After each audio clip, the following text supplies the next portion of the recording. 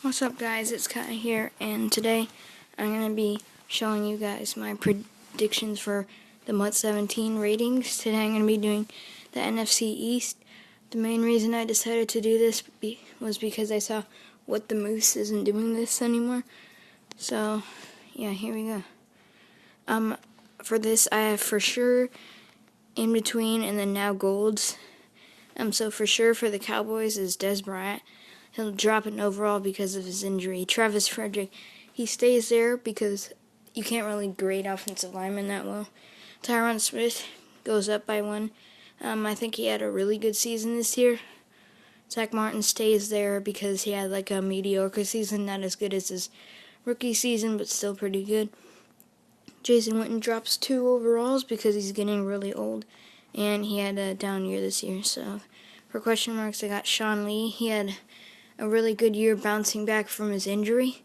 And then Byron Jones, who had a fantastic rookie season.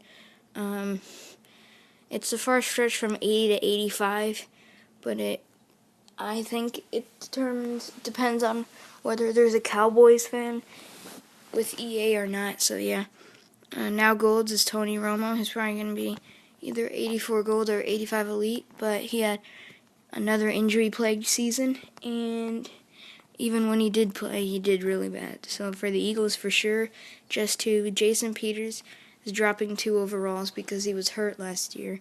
Fletcher Cox is moving up 2 overalls because he had a really good season last year, which is why he signed his new contract.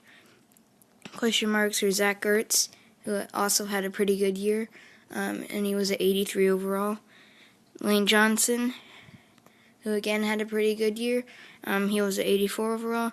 Malcolm Jenkins, I want to put him in the elite because I'm an Eagles fan, but honestly, again, it depends if there's a Cowboys fan in there, and he's getting old, on the older side too.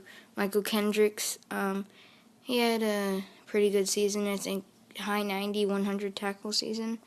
And last year he was at 83.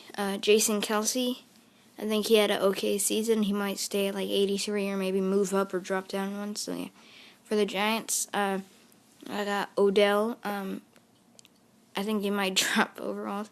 He just got a super high overall because of the catch. Olivier Vernon, he did really good. He did really well last season, and he signed a big contract with the Giants, which set up the scene for Fletcher Cox and Von Miller. So yeah, Damon Harrison, he had a beastly season with the Jets, and he's going to do really good this year. Question marks are DRC, who had an 84 overall. I don't really know how well he did. I'm pretty sure he didn't do as good as he did last year. But yeah, Jonathan Hankins, he definitely did better than he did last year, but I don't know if he did as good enough to get an elite card. Justin Pugh, he got the final edition card. I'm pretty sure he was in the Pro Bowl. Eli Manning, he's at 81 overall last year. I think he might move up to 82, and then not elite anymore is Jason Pierre-Paul because of his hand injury, and he only had 1 sack. For the Redskins, they're looking really dry. For sure, it's just Josh Norman, who had a beastly season with the Panthers. And then the question mark is Ryan Kerrigan, who was in fact the only base elite from the Redskins last year. So yeah, the Redskins are pretty bad off. The Eagles, the Giants, and the Cowboys are looking really good. The Cowboys have the most for sure elites, and the Eagles have the most question mark elites. So if the Eagles, 4 of these get elites, then they'll have the most elites.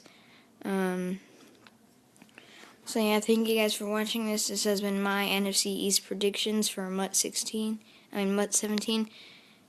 and I'm out.